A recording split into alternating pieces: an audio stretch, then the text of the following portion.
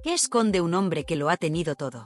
¿Qué se reserva un artista que ha vendido más de 180 millones de discos, ha cantado en 14 idiomas y ha sido sospechoso de amar a miles de mujeres?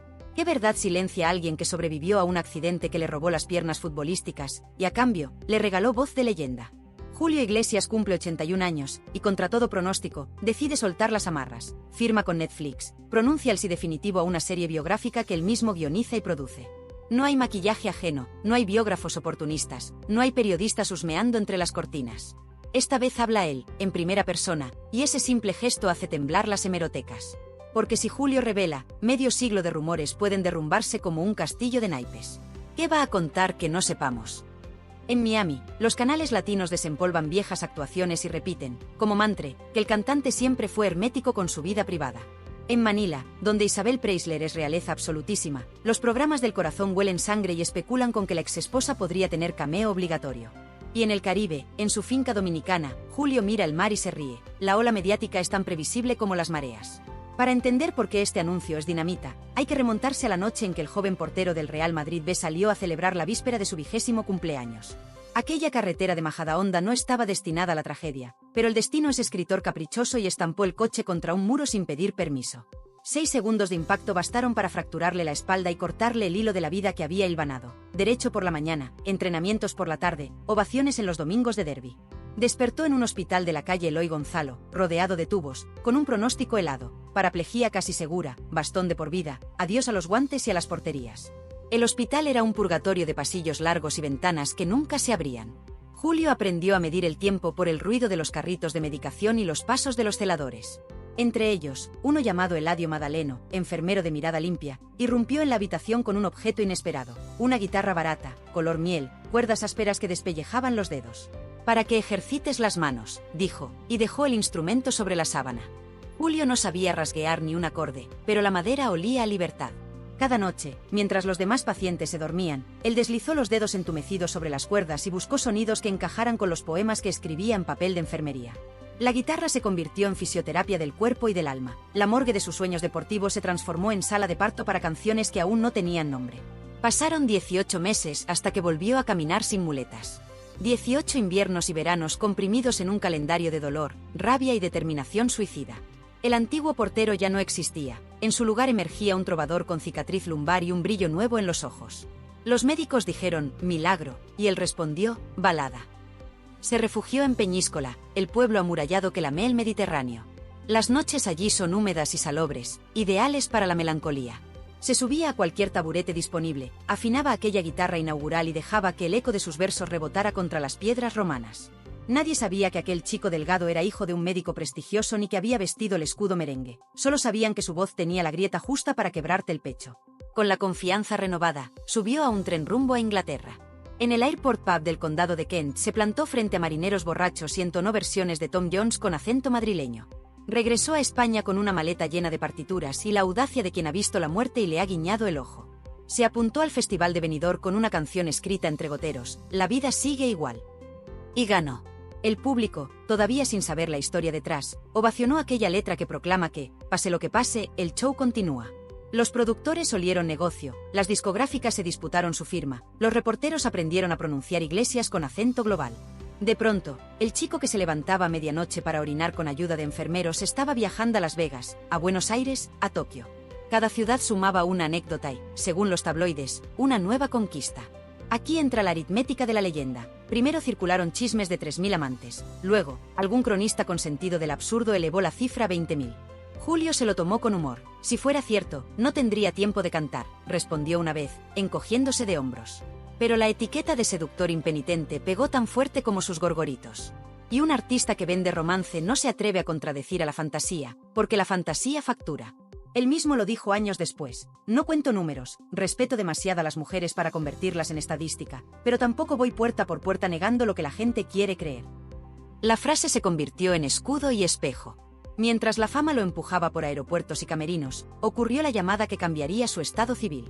Una joven reportera hispano-filipina de la revista Hola, Isabel Preisler, se plantó ante él para hacerle 3 preguntas y terminó aceptando una invitación a un concierto de Juan Pardo. 7 meses después estaban casados, ella embarazada de María Isabel, la futura Chabeli.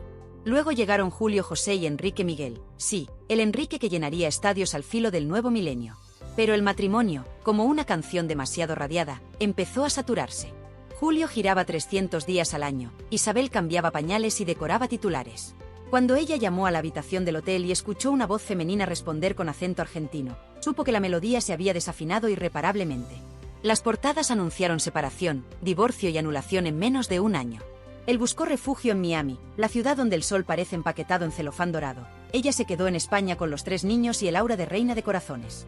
Y mientras la prensa diseccionaba cada lágrima, Julio firmaba contratos millonarios, grababa duetos con Diana Ross, platinaba discos en Brasil y se dejaba querer por un público que jamás le preguntó por la custodia compartida. El seductor se volvió mito, el mito, empresario, el empresario, leyenda rentable. Y sin embargo, bajo el traje de lentejuelas late la misma cicatriz de aquel 22 de septiembre, un recordatorio de que todo pudo ser distinto. Ahora, 4 décadas después, el hombre que llenó la tierra de baladas dice que va a hablar. Dice que mostrará su cuaderno de letras tachadas, los cheques disueltos en champán, las noches de morfina y guitarra. Dice que enseñará los mensajes que demuestran que su memoria sigue intacta y que el bigote que luce en la reciente fotografía es más homenaje a su padre que disfraz para tapar arrugas.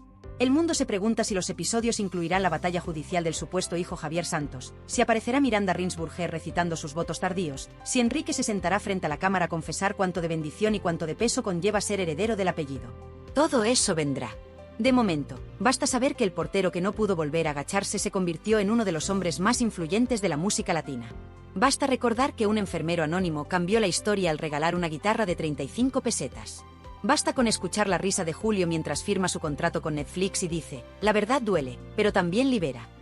Porque, si hay algo que el accidente le enseñó, es que el dolor puede transformarse en melodía universal. Y esta bioserie, insiste él, será su acorde final, la nota sostenida que resonará cuando las luces del escenario se apaguen y solo queden los recuerdos girando, brillantes, como un vinilo eterno sobre un tocadiscos de cristal. El coche todavía olía a gasolina cuando los bomberos abrieron la puerta retorcida. En el asiento del copiloto, un joven con chaqueta del Real Madrid temblaba sin darse cuenta de que ya había perdido la batalla más importante de su vida, la de seguir siendo portero.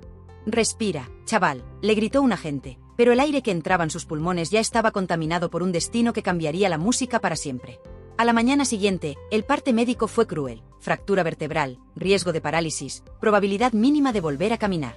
Julio apenas parpadeó, en el fondo todavía escuchaba el rugido de la grada del Santiago Bernabéu, esa ovación que soñaba desde niño. Pero el sonido se desvaneció igual que se desvanecen los aplausos cuando se encienden las luces de una sala vacía. En su lugar apareció el zumbido interminable de la sala de rehabilitación, máquinas que chirrían, muletas que golpean el suelo, quejidos que se clavan en la conciencia.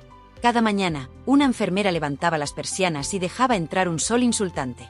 Hoy toca seguir, le decía, como si la rutina de ejercicios fuera un trámite y no una sentencia. Al principio, Julio se rebeló.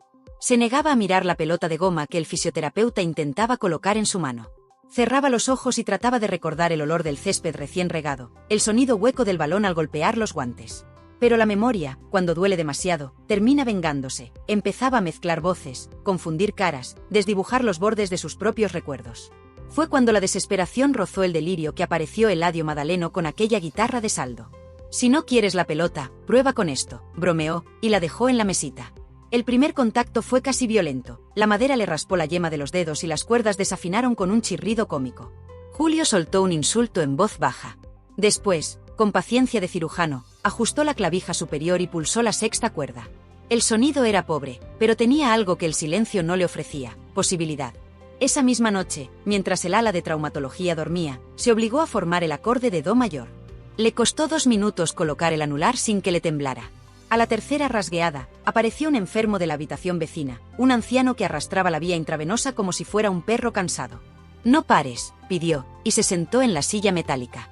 Julio no sabía ninguna canción entera, pero se inventó una progresión lenta, casi un rezo, y el anciano cerró los ojos satisfecho. En ese instante el hospital dejó de ser una cárcel y se convirtió en un auditorio clandestino. Descubrió que cada acorde nuevo funcionaba como 1 miligramo de morfina, le adormecía el dolor físico y le despierta el hambre de futuro. Empezó a escribir versos en la parte de atrás de los informes médicos. Uno de ellos decía, «La vida sigue igual aunque cambie mi piel». Sin saberlo, había nombrado la llave que abriría su carrera. Los doctores, incapaces de explicar la mejoría repentina, optaron por adjudicarlo a la actitud positiva del paciente. Lo que nunca supieron es que, Cada vez que Julio lograba flexionar un centímetro más la rodilla, se prometía a sí mismo un verso nuevo. Cuando consiguió dar 5 pasos sin ayuda, se regaló un estribillo completo. Cuando por fin pudo valerse de un solo bastón, compuso la melodía que lo llevaría a Benidorm. Era su manera de ensartar dolor y recompensa en una misma cadena. Peñíscola llegó como un soplo de aire marino. Allí, las paredes del castillo templario escucharon sus primeras actuaciones improvisadas. Cantaba con la mirada fija en el horizonte, como si el mar pudiera devolverle los días de portería. Los turistas lo aplaudían, pero él estaba más pendiente de que los dedos obedecieran los arpegios que de los billetes que caían en la funda de la guitarra. Una noche, un empresario de Valencia le propuso grabar una maqueta. Julio respondió con una pregunta que todavía hoy resuena en los pasillos de la industria musical. ¿Cuánto tardamos? La urgencia era su combustible. Sabía que cada día ajeno a la música era un día robado a su nueva vocación. El tren a Inglaterra fue un salto de fe. Ramsgate le ofreció pensiones baratas y lluvias interminables. Cambridge, en cambio, le abrió la puerta del Airport Pub, ese local mal iluminado donde descubrió que el acento español podía seducir incluso a marineros que solo entendían love y good night. Las propinas eran escasas, pero el aplauso era genuino, y eso valía más que cualquier cheque. Una noche de sábado, Gwendoline se acercó con un gin tonic en la mano. You sing with your eyes, le dijo, y él tardó 3 segundos en traducirlo mentalmente. Cantas con los ojos. Aquella frase terminó convertida en título de single porque Julio entendió que el idioma no es un muro cuando el corazón late con la misma cadencia en cualquier lengua. Regresó a Madrid con las manos peladas por el frío británico y las ideas claras, presentarse al Festival de Benidorm. La vida sigue igual, era un manifiesto en clave pop, un testimonio que los productores describieron como demasiado personal, y que el jurado, contra pronóstico, premió con unanimidad. Aquella noche, la televisión en blanco y negro mostró a un joven trajeado, sin cicatriz visible, sosteniendo un trofeo que parecía de hojalata. Nadie supo que, detrás de la sonrisa impecable, la espalda todavía recordaba el crujido del impacto y las noches de morfina. Nadie supo que, mientras sonaban los violines de la orquesta, él temblaba por dentro al recordar la sentencia médica: no caminarás. El éxito se propagó como pólvora. Los programas de radio repetían el single cada 30 minutos y las discográficas se peleaban a la puerta de su piso en la calle O'Donnell. Pero el fichaje que cerró su destino llegó desde el otro lado del Atlántico. Un ejecutivo de CBS Latin lo escuchó en un hotel y firmó un contrato que incluía grabar en varios idiomas. De un día para otro, Julio se encontró memorizando fonemas en francés, italiano, portugués y hasta tagalo. Su acento era una mezcla imposible, pero funcionaba. Decía «je t'aime» en lugar de «je t'aime», y las francesas suspiraban igual. Descubrió que la imperfección lingüística podía ser un afrodisíaco poderoso. Con la misma velocidad con que subían sus canciones en las listas, comenzaron los rumores de amantes en cada puerto. Él no los alimentó, pero tampoco los negó. Entendió que la mitología vende discos, y el romanticismo exagerado multiplicaba las portadas. El número 3000 se impuso como leyenda urbana, y aunque sonara fantasioso, ninguna hemeroteca pudo desmentirlo porque cada desmentido era otra portada jugosa. Julio jugaba al despiste con la prensa, usaba camisas abiertas hasta el tercer botón y sonreía con un punto de picardía calculada. El Latin Lover había nacido, y su creador entendía que el personaje necesitaba gasolina constante. Mientras tanto, su padre, el doctor Iglesias Puga, observaba con orgullo y cierta preocupación. Veía en su hijo un huracán imparable, pero también reconocía la fragilidad que esconde todo hombre que ha tocado la tragedia tan de cerca. Una llamada telefónica desde Miami cambió la conversación familiar. La CBS quería un álbum completo en inglés para atacar el mercado norteamericano. Ese reto se convirtió en obsesión y en pasaporte definitivo. Pronto, los hoteles de Las Vegas reservaron suites a su nombre y los mejores estudios de grabación le abrieron las puertas. Cada manager de la costa oeste quería un pedazo de ese acento exótico que prometía llenar teatros. Pero el éxito, como el océano, trae mareas altas y corrientes traicioneras. Entre entrevista y entrevista, Julio conoció a una joven reportera llamada Isabel, de apellido Preisler. Ella vestía un traje de chaqueta que rompía la estética hippie de la época. Él la invitó a un concierto y ella, contra su costumbre, aceptó. 7 meses después estaban casados. La prensa habló de cuento de hadas, de príncipe latino y princesa mestiza.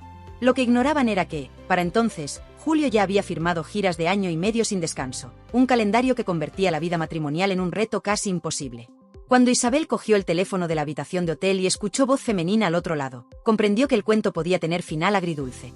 Dicen que la fama es un reflector caprichoso, ilumina lo que conviene, arroja sombra sobre los defectos, y cuando menos lo esperas, te deja ciego.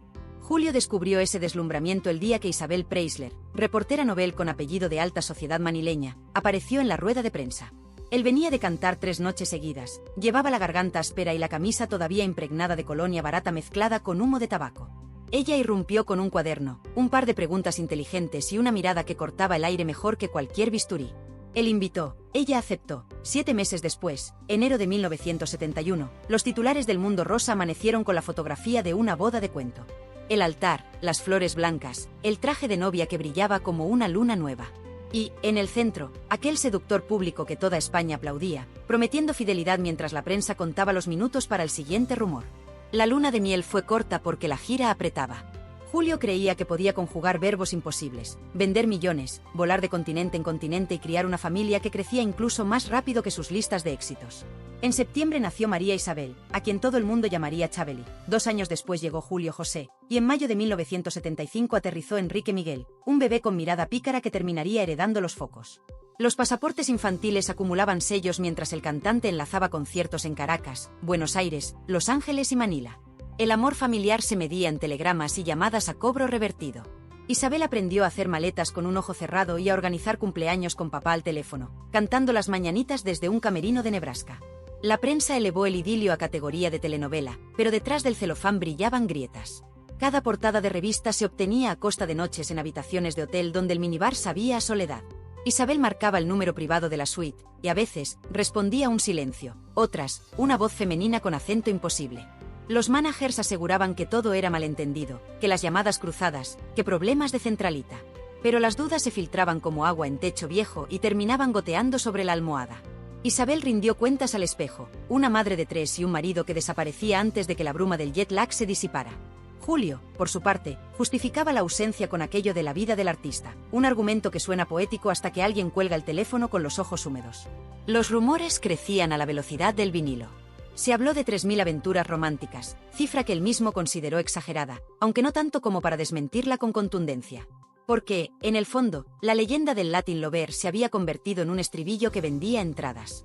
Las fans enardecidas tiraban rosas y llaves de hotel al escenario, los promotores alzaban las cejas y pensaban en taquilla. La mezcla de balada melosa y misterio carnal era un cóctel que la industria no estaba dispuesta a perder. Julio, consciente de esa ecuación macabra, sonreía con media boca y se escapaba por la puerta trasera para evitar preguntas incómodas. Cada fotografía tomada a la salida de una discoteca generaba columnas enteras en los periódicos de medio mundo. Y él, que ya entendía el negocio, se limitaba a encogerse de hombros y repetir que hablen. Con esa misma naturalidad abría un nuevo frente de conquista musical, el mercado anglo. El desafío era mayúsculo, cantar en inglés puro cuando su lengua materna vibraba a golpe de habanera. Se encerró en un estudio de Los Ángeles con un coach que le obligaba a pronunciar la R rígida como si mordiera un clavo. El resultado fue Begin de Begine, un clásico de Cole Porter que resucitó en las listas británicas gracias a un acento mediterráneo que convertía la canción en algo familiar y exótico al mismo tiempo. El single trepó hasta la cima, y Julio, entre incrédulo y satisfecho, entendió que la conquista global era posible.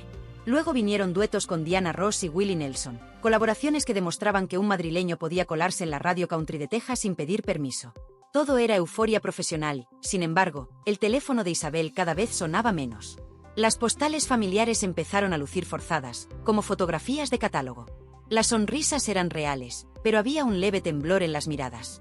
Isabel soportaba titulares venenosos que la pintaban como esposa sufrida. Julio replicaba con declaraciones de amor en ruedas de prensa, insistiendo en que su familia era lo primero.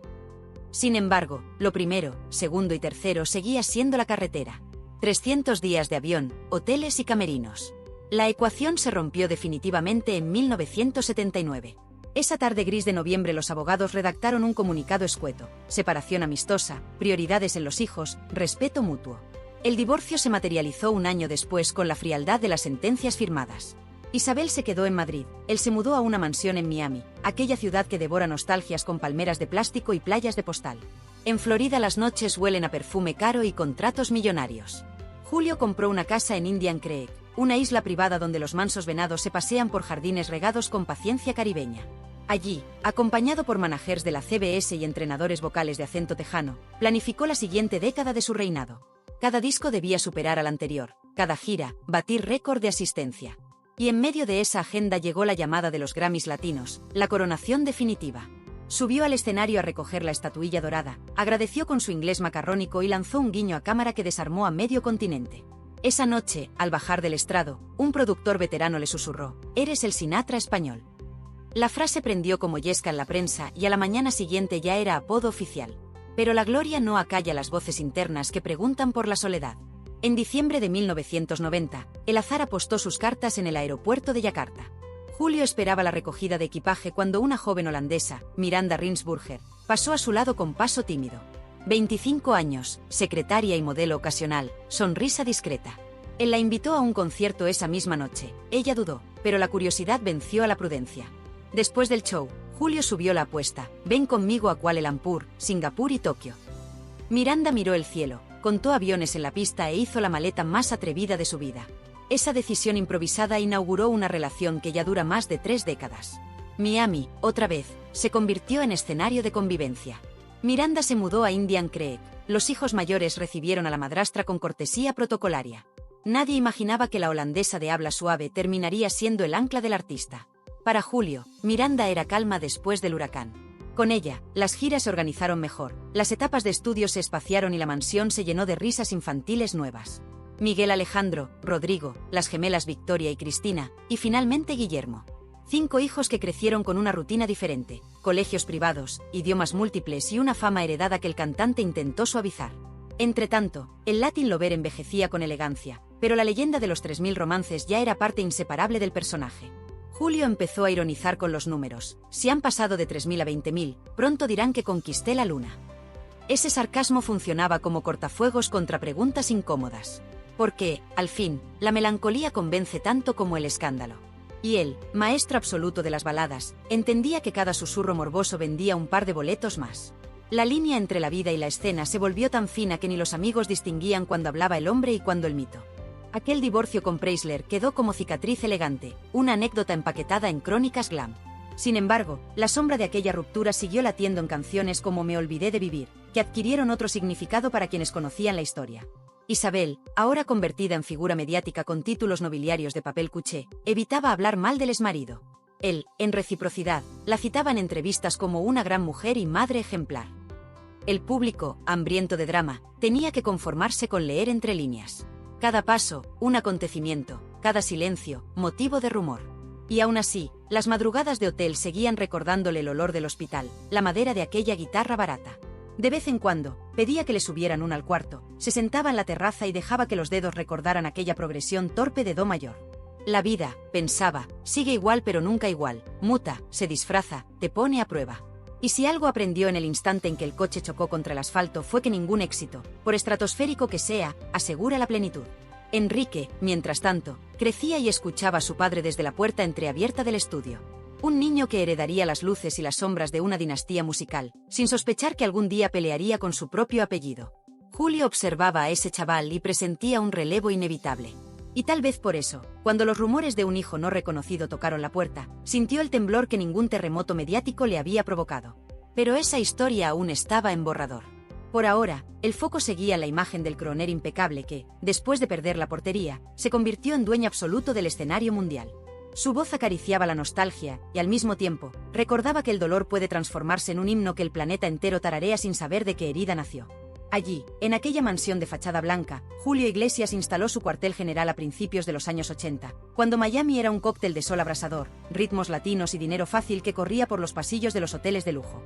La voz de Julio sonaba en cada emisora, sus discos se apilaban en los escaparates y su nombre aparecía en los titulares con la regularidad de un parte meteorológico. Mientras tanto, él vivía con el calendario reventado. Ensayo los lunes en Coconut Grove, vuelo los martes a Nueva York para el Tonight Show de Johnny Carson, firma de vinilos el miércoles en la tienda Tower Records donde la cola daba la vuelta a la manzana, jueves reunión maratónica con los ejecutivos de la CBS Latin discutiendo porcentajes de regalías, viernes concierto en el Caesars Palace de Las Vegas, sábado sesión de fotos con la mítica fotógrafa Annie Leibovitz y domingo misa corta en Coral Gables para apaciguar cualquier culpa antes de repetir la rueda. Para sostener semejante maratón contrató un ejército privado, entrenadores vocales que le hacían vocalizar con corchos entre los dientes, nutricionistas que le escondían el jamón serrano, fisioterapeutas que estiraban la cicatriz de la espalda con la paciencia de un monje zen y asistentes que lo despertaban con infusiones tibias y lo dormían con música de bosques lluviosos. El diario Miami Herald publicó que su facturación anual rondaba los $50 millones, pero los contables de su oficina sabían que la cifra real subía y bajaba como la espuma del champán. En Japón, la versión en japonés de Hey vendía como rosquillas. En Brasil, cada bolo se convertía en disco de platino antes de que la última nota se apagara. En Francia, una señora se tatuó su rostro en el hombro derecho y se coló en un camerino para mostrarle el arte.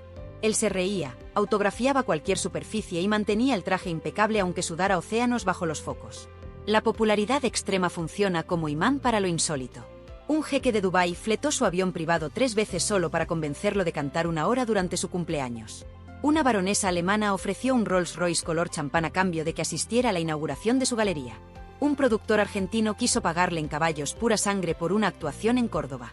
Julio aceptaba algunas propuestas y rechazaba otras, midiendo siempre el impacto en su imagen. El mito del Latin Lover necesitaba combustible, así que los managers filtraban historias a los tabloides de Londres, que si modelos escandinavas, que si herederas italianas, que si actrices mexicanas perdidas por sus huesos. Él nunca negaba con rotundidad, levantaba la ceja, soltaba media sonrisa y dejaba que la imaginación del público hiciera el resto.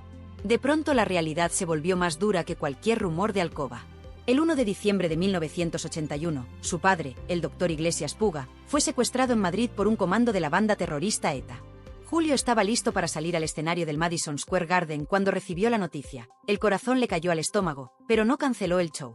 Cantó 2 horas con la mente a 6.000 kilómetros, firmó un par de autógrafos de compromiso y se encerró en la suite para telefonear a ministros, abogados y viejos amigos influyentes. 29 días más tarde, la policía liberó al médico sin un rasguño. Julio voló a Barajas, abrazó a su padre y prometió no dejarlo solo. Esa misma noche, sin tiempo para procesar el trauma, despegó rumbo a Ciudad de México. Contrato firmado, estadio vendido, público esperando. El show, como siempre, no entendía de secuestros. La carretera continuó siendo su domicilio. Cada nueva gira incluía el ritual que la prensa bautizó como el castín de amantes. En todas las ciudades se formaba una fila de admiradoras a la salida del hotel. Algunas pedían una foto, otras susurraban promesas escritas en servilletas de bar, unas pocas se conformaban con un beso al aire. El road manager pasaba a Julio un papel con nombres de presentadoras locales, herederas aburridas y actrices principiantes invitadas al palco VIP. Él lo leía como quien repasa la carta de un restaurante de lujo. A veces elegía, a veces inventaba. Aquella danza alimentó titulares delirantes. Una condesa italiana se tatuó su firma en el tobillo. La hija de un senador brasileño se fugó a Buenos Aires persiguiendo su autocaravana. Una cantante griega amenazó con lanzarse al mar Egeo si él no la llamaba. Julio contestaba con un sin comentarios y un chiste sobre la energía del Mediterráneo. El mito engordaba. Pero la soledad siempre cobra peaje. Algunas noches, cuando el reloj marcaba las 3 y los aplausos se habían evaporado, él se hundía en el sofá de cuero de la suite y hojeaba un cuaderno de tapas negras. Allí anotaba frases sueltas: aplauso hueco, hotel que huele a químicos, amor de aeropuerto. Letras que más tarde se convertirían en baladas exitosas. Porque el público compra la melancolía empaquetada y no pregunta por la factura emocional. El dolor físico también pasaba factura, la cicatriz del accidente nunca dejó de escocer. Ensayaba en el Teatro Guzmán de Coral Gables cuando su cuerpo gritó basta, un espasmo lumbar le dobló como si le arrancaran la médula. Llamó a su fisio catalán de confianza, que voló en el primer avión. 6 horas de masaje profundo, ventosas y estiramientos dejaron claro que la máquina empezaba a desgastarse. Reduce la marcha, aconsejó el especialista. Julio sonrió con ironía. Reducir era un verbo que su oficina no conjugaba. Por aquel tiempo, Chabeli posaba en portadas vestida de seda, Julio Jr. grababa su primer demo y Enrique martilleaba la guitarra en silencio. Julio padre los miraba y sentía un nudo. Quería ser ejemplo sin aplastar, quería guiarlos sin cortar alas. La prensa, mientras tanto, olía el relevo generacional y empezaba a llamarlos la dinastía Iglesias. Cada paso de los hijos sumaba un flash más, cada silencio se convertía en rumor. Todo era dinero en circulación. Y entonces, diciembre de 1990, el azar jugó cartas nuevas. Aeropuerto de Yakarta, sala de llegadas. Julio esperaba su maleta cuando apareció una mujer de 25 años, nombre holandés y mirada azul verdoso, Miranda Rinsburger. Él la invitó a su concierto esa noche, y tras el show, lanzó la propuesta que cambiaría ambas vidas. Acompáñame mañana a Kuala Lumpur, después Singapur, luego Tokio. Ella dudó, pero aceptó. Lo que empezó como aventura acabó en relación estable. Miranda se mudó a Indian Creek, se ganó la simpatía de los 3 hijos mayores y en pocos meses se convirtió en el punto de calma dentro de la tormenta mediática. Con ella, Julio encontró cierta disciplina, giras planificadas, descansos obligatorios, ensayos más cortos y menús sin exceso de alcohol. El Latin Lover seguía vendiendo romance, pero por primera vez parecía dispuesto a guardarse algo de amor para sí mismo. Las temporadas en Miami alternaban con retiros en la finca Cuatro Lunas, en Marbella. Allí, detrás de portones de hierro y jardines de bugambillas, Julio caminaba descalzo al amanecer, escuchaba el mar y recordaba el ruido de aquella guitarra barata que le salvó la vida. A veces tiraba bolas de golf al horizonte, otras se sentaba con Enrique a comparar acordes. El hijo menor le mostraba una canción en inglés con acento neutro. El padre asentía, corregía un par de notas y admitía que el chico llevaba dentro un fuego propio. La vida parecía haber encontrado equilibrio precario cuando un titular sacudió los kioscos de Valencia: demanda de paternidad contra Julio Iglesias. Un joven llamado Javier Santos aseguraba ser hijo biológico del cantante. Fotos comparativas de perfiles idénticos llenaron las revistas. Julio, acostumbrado a huracanes mediáticos, respondió con hermetismo. Pero en su círculo íntimo reconoció que el asunto le removía viejos fantasmas. La fama, al final, era un reflector que iluminaba alabanzas y también proyectaba sombras tan largas como la pista de aterrizaje de su avión privado. Justo cuando los abogados analizaban estrategias, llegaron noticias de un nuevo reconocimiento: el Grammy honorífico a la trayectoria latina. Volvió a los escenarios de Las Vegas con el traje blanco inmaculado, recibió la estatuilla, besó el micrófono y dijo con voz firme: la música me salvó la vida, ahora quiero que salve cada una de sus noches.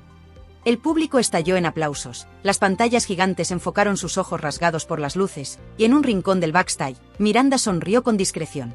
La historia se escribía en tiempo real, la leyenda seguía afinando la guitarra. Porque, aunque los médicos le robaron el sueño de la portería, él se encargó de que el planeta entero aprendiera a cantar un estribillo eterno: la vida sigue igual, o quizás no tan igual, pero, mientras haya canciones, nunca pierde el compás. Julio pensó que ya lo había visto todo, que la fama no podía sorprenderlo más, hasta que Miranda llamó a la puerta de su camerino con una bandeja de fruta cortada. Fue un gesto simple, pero él llevaba tantas giras viviendo de bandejas idénticas que, por primera vez, se fijó en la persona y no en la fruta. Le preguntó por qué estaba allí. Ella contestó que le apetecía conocer al hombre detrás del mito. Pocas palabras, mirada limpia. Esa noche, cuando el avión privado despegó rumbo a Singapur, ella ocupaba el asiento contiguo con un libro de Paulo Coelho abierto por la mitad. Nadie del equipo se atrevió a preguntar nada.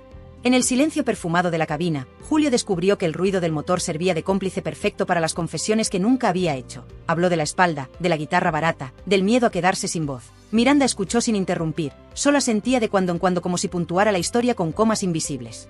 A los pocos meses ya vivía en Indian Creek, habitación propia, código de alarma en la palma de la mano. Los tres hijos mayores, Chabeli, Julio, José y Enrique, la recibieron con cortesía. Habían aprendido protocolo antes que matemáticas. Miranda respondió sin exigir privilegios, preparando desayunos con café dominicano y tostadas de pan moreno, consciente de que la normalidad puede ser el mejor regalo para una familia de focos. Poco a poco, su agenda se sincronizó con la de Julio. Ella revisaba billetes de avión, él practicaba escalas, ella llamaba a los profesores particulares, él elegía el repertorio del siguiente concierto, ella preguntaba por las facturas de la luz, él le pedía opinión sobre el color de una portada. A pesar de los rumores de cazafortunas que lanzaron algunos columnistas, la pareja funcionaba con una mezcla extraña de romanticismo y contabilidad. Él necesitaba a alguien que aterrizara sus excentricidades. Ella, un proyecto vital que fuera más grande que cualquier sesión de moda. El primer hijo en común llegó 6 años después, Miguel Alejandro, nacido en un hospital de Miami con vistas a la bahía. Julio esperó el alumbramiento tarareando en voz baja de niña a mujer, como si fuera un conjuro para asegurar la salud del pequeño. Cuando lo sostuvo en brazos, pensó que la paternidad tardía era un truco del destino para obligarlo a frenar. No frenó, pero se aprendió a decir no a ciertos compromisos. Descartó un festival en Seúl, pospuso una residencia en Las Vegas y aceptó que dormir 8 horas seguidas era un lujo mayor que cualquier suite de hotel. Rodrigo llegó 2 años más tarde, travieso desde la primera mirada. Luego nacieron las gemelas Victoria y Cristina, 2 espejos que llenaron la casa de risas estereofónicas. Por último, Guillermo, que apareció cuando Julio ya bordeaba los 60 y vivía convencido de que ningún acontecimiento podría superarlo todo lo anterior. La mansión de Indian Creek empezó a quedarse pequeña. Fue entonces cuando Miranda propuso mirar a España, tierra madre para él, novedad para ella. Encontraron una finca en Ojén, cerca de Marbella, 400 hectáreas de colinas y pinos piñoneros. La llamaron 4 lunas porque, según Julio, cada fase lunar representaba un capítulo de su vida: la luna nueva de los inicios, la creciente del éxito, la llena de la gloria y la menguante de la introspección. Compraron la propiedad por 12 millones de euros, contados con letra, y la transformaron en refugio familiar. 7 dormitorios, 8 baños, porches orientados al mar, 3 piscinas escalonadas, gimnasio con cinta de correr y bodega con botellas que ni el sumiller más erudito sabría pronunciar. El orgullo de la finca son 2 helipuertos que permiten aterrizar sin que los paparazzi detecten movimiento hasta que la puerta del hangar se cierra. La privacidad, en la ecuación Iglesias, vale tanto como el platino. Miranda diseñó la decoración junto a Óscar de la Renta, amigo personal que conoció en una gala en Nueva York. Querían elegancia sin ostentación, un reto cuando tu presupuesto parece infinito. Eligieron colores tierra, vigas de madera robusta y alfombras marroquíes que no gritan riqueza pero la susurran. En las paredes, fotos en blanco y negro: Julio con chaqueta de portero antes del accidente, Julio en el Festival de Benidorm, trofeo en mano, Julio firmando vinilos en Tokio, Julio abrazado a sus 8 hijos en un retrato que ocupa media pared del salón principal. Los invitados que cruzan el umbral suelen quedarse mudos al ver la cronología gráfica de una vida que suena a leyenda. Allí celebraron la boda el 24 de agosto de 2010. Invitados contados con los dedos, los 5 hijos de la pareja, algunos miembros del personal y un sacerdote amigo de la familia. Julio lucía un traje azul noche sin corbata, Miranda, 2 vestidos de algodón y encaje blanco que Óscar cosió a mano. No hubo grandes discursos ni coreografía de vals, solo una tarta modesta, un beso largo y ella lanzando el ramo a las cocineras, que aplaudían a una distancia prudente.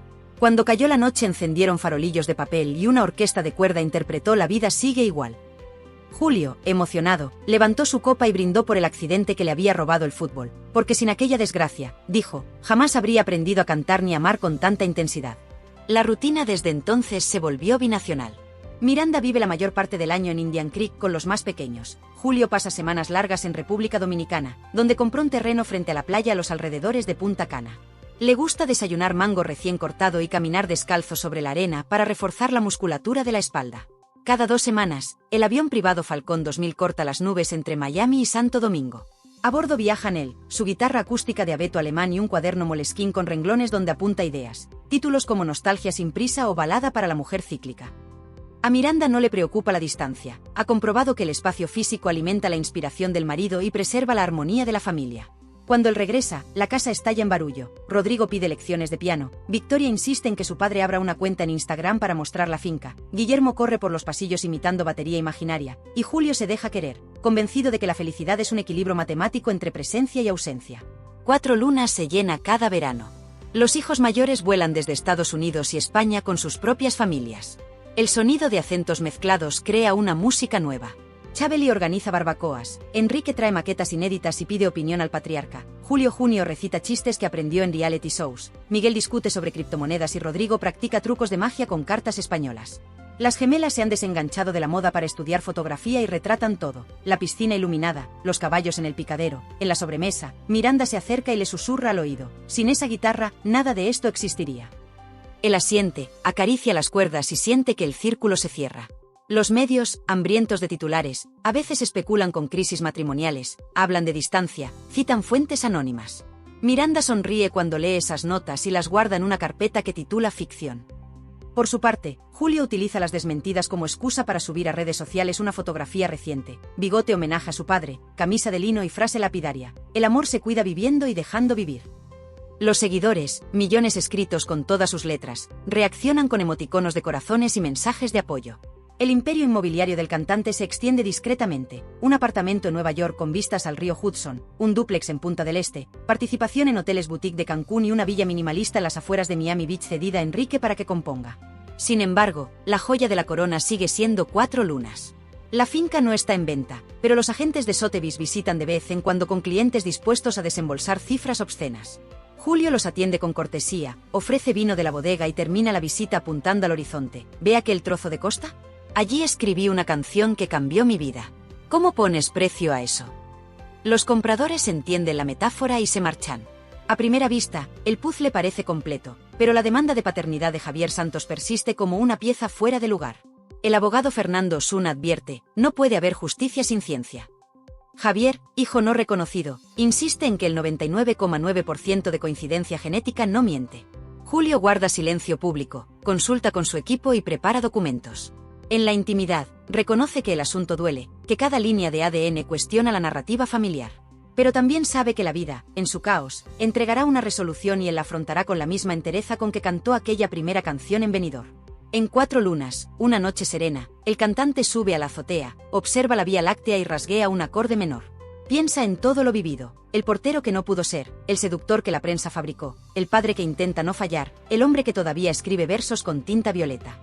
Se pregunta cuánto de esa historia mostrará la serie de Netflix y cuánto quedará solo en el murmullo de las cuerdas. La brisa trae olor a jazmín y Julio decide añadir una nota al cuaderno. La verdad no cabe en un solo episodio.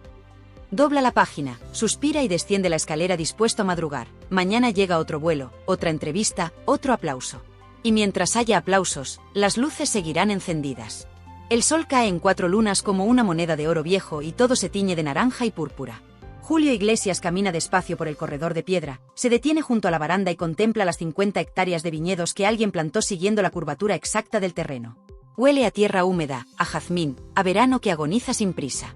Saca del bolsillo su cuaderno Moleskine, aquel de tapas negras y bordes gastados, y escribe en letra grande: el final no existe, solo cambia la banda sonora. Desde la azotea se oyen risas. Las gemelas Victoria y Cristina improvisan una sesión de fotos con un antiguo flash portátil. Miguel discute con Rodrigo sobre inversiones en cripto, y Guillermo, batería imparable, aporrea las rodillas simulando redoble. Más allá, Enrique ensaya un puente melódico que podría ser éxito o naufragio. Aún no lo sabe, pero su padre sonríe porque reconoce el pulso de la inspiración. Por la tarde, el bufé de abogados llama desde Valencia. Hablan del caso de Javier Santos, del 99,9% de coincidencia genética, del juez que estudia reabrir un proceso eterno. Julio escucha en silencio, repite que hará lo correcto, cuelga y respira hondo. Piensa en su padre, en la bata blanca del viejo Iglesias Puga, en aquella frase que le decía cuando era niño: todo se arregla con tiempo y verdad. Cierra los ojos y pide al destino que la verdad, sea cual sea, llegue rápido y sin estridencias. Al fin y al cabo, su legado ya no depende de una demanda, ni siquiera de un apellido extra, depende de las canciones que siguen sonando en cada celebración, en cada nostalgia y en cada karaoke del mundo. De pronto vibra el móvil con pantalla infinita que Miranda le regaló por su último cumpleaños. El nombre que aparece es Bela Bajaria, la ejecutiva de Netflix que convenció a Julio de abrir las puertas de su vida. La mujer habla con tono entusiasmado. El primer montaje del docuserie está listo. Han colocado la escena de Benidorm justo antes del accidente para maximizar el impacto. Han conseguido imágenes rescatadas de un archivo de televisión española y, atención, ha licenciado por fin la toma inédita en la que Frank Sinatra le presenta en Las Vegas. Julio escucha los detalles, aprieta el ceño al oír la palabra impacto, al oír la palabra gancho, pero asiente. Quiere que la serie sea honesta, no morbo de kiosco. Al colgar, anota en su cuaderno: revisar secuencia accidente que no parezca carnicería. La noche avanza y la finca hierve de conversaciones. Chabeli muestra en la tablet las estadísticas de su podcast. Julio Jr. cuenta anécdotas de su gira por Sudamérica. Miranda reparte copas de verdejo y se asegura de que nadie se quede sin postre. A la medianoche, cuando la música baja de volumen, Julio golpea con suavidad su copa y reclama atención. Todos lo rodean en semicírculo, como si ese gesto fuera una coreografía pactada. El cantante se aclara la voz, esa voz que cambió de portería a escenario, y pronuncia un discurso tan sencillo que desarma. Familia, fans, prensa, médicos, gobiernos, amantes posibles o imposibles, todos han intentado escribir mi historia. Ahora la escribimos nosotros. El que quiera entenderme que escuche mis canciones, y el que quiera juzgarme que camine la autopista que yo caminé la noche que casi me quedo sin piernas. Se hace silencio absoluto, incluso los grillos parecen contener el chirrido. Acto seguido, saca la guitarra de abeto alemán, la misma que viaja con él desde Miami y que un luthier argentino afina cada 6 meses. Rasguea un acorde menor, le sigue un sol sostenido que suena a lamento y entra en la carretera. No hay micrófonos, no hay monitores, solo la voz rasgada proyectándose contra la fachada encalada. Cada hijo entona un coro improvisado. Miranda posa una mano en su hombro. Un empleado dominicano toca maracas con discreción. Cuando termina, el aplauso es íntimo pero retumba como si cupieran 20.000 gargantas. En ese instante, Julio confirma algo que intuía. El tiempo es un director implacable, pero la música pega carteles de eternidad en las paredes del recuerdo. Por eso decide subirse al estudio casero al día siguiente para grabar un último mensaje en vídeo, el vídeo que acabará incrustado en los créditos de la docuserie, y ahora, servirá como final de este mismo episodio. Se sienta frente a la cámara, ajusta la luz y habla sin guión. Agradece a quienes han estado, a quienes se fueron, a quienes dudaron. Confiesa que la espalda todavía le duele cuando llueve, que ciertos estribillos le parten el alma al reproducirlos en concierto, que le gustaría que alguien algún día lo recordara no por la cifra inflada de amantes, sino por la perseverancia de exprimir una guitarra barata hasta convertirla en orquesta de su propia vida. Cuando apaga la grabación, mira la lente apagada y musita: confesión terminada. Después, gira hacia nosotros, sabiendo que hay millones detrás de la pantalla, y lanza el desafío final. Ahora te toca a ti, dice con voz de locutor clásico. Cuéntame en los comentarios cuál es la canción que marcó tu historia, cuál fue la primera vez que me escuchaste, o cuál es el rumor que siempre quisiste que desmintiera. Leo todo, aunque no responda todo. Dame tu versión, porque las historias solo sobreviven cuando alguien las escucha y las repite. Se inclina levemente, como saluda a un torero, y remata. Y si quieres entrar en la próxima página de esta aventura, suscríbete, activa la campanita, comparte el vídeo y prepárate, porque la serie de Netflix está al caer y, créeme, traerá verdades que ni este guión ha podido contar. Cerramos con un traveling que recorre la finca desde el helipuerto hasta la piscina iluminada. La cámara se eleva, muestra las luces de Marbella temblando a lo lejos, enfoca el mar que ruge en la lejanía y finalmente se detiene la silueta de Julio que aún sostiene la guitarra. Los créditos imaginarios empiezan a deslizarse, pero tu voz de locutor todavía tiene una última línea. La vida sigue igual, dice la canción. En realidad, cada nota la cambia para siempre. Nos vemos en el próximo bombazo, familia salseadora. Hasta entonces, mantente despierto, mantente curioso y, sobre todo, mantente soñando, porque las baladas todavía tienen la fuerza de mover el mundo.